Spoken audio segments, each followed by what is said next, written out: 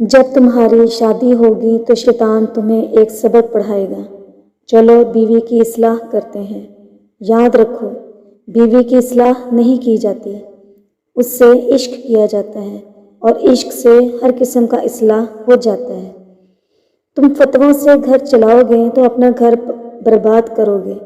محبت سے گھر چلا کر دیکھو، ہمیشہ آباد رہے گا۔ کوئی بھی عورت جو آپ کو ہر بار فرمائش کرے، جبکہ اس کو یہ بھی علم ہو کہ آپ کی آمدنی بہت کم ہے، مگر فرمائش زیادہ ہو، تو وہ آپ کے ساتھ مخلص نہیں ہے۔ عورت کی زندگی میں نماز اور قرآن کے بعد اگر کوئی سکون دینے والی چیز ہے تو وہ اس کے شوہر کی سچی اور پاک صاف محبت۔ بانو قدسیہ کہتی ہیں، مرد آنکھوں سے محبت کرتا ہے اور عورت کانوں سے محبت کرتی ہے۔ مطلب مرد اس عورت سے محبت کرتا ہے جو خوبصورت ہو، اور عورت اس مرد سے محبت کرتی ہے جو باتیں دل فریب کرتا ہو۔ ایک پڑھی لکھی عورت ان پڑھ عورت سے 1000 درجے بہتر ہے، اپنے لیے بھی اور اپنے گھر والوں کے لیے بھی، اپنے بچوں کے لیے بھی اور سماج کے لیے بھی۔ حضرت موسیٰ علیہ السلام نے ایک دن اللہ سے پوچھا تھا کہ اے اللہ، اپنے بندوں میں سے سب سے زیادہ تجھے بندہ کون سا پسند ہے؟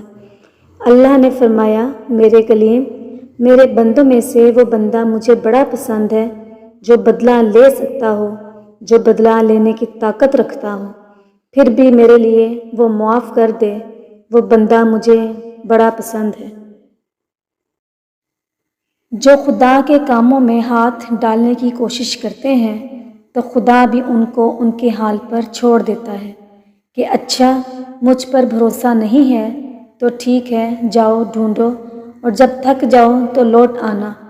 اور پھر یہی ہوتا ہے، ہم تھک جاتے ہیں اپنی چاہت کے پیچھے بھاگ بھاگ کر، اور پھر ہم اس کی طرف لوٹ کر آ جاتے ہیں۔ پسند کو چھوڑنا بڑا مشکل ہوتا ہے اور ناپسند کو قبول کرنا بھی بڑا مشکل، اور یہ کر جانا اللہ کے بڑے شکر کا مقام ہے۔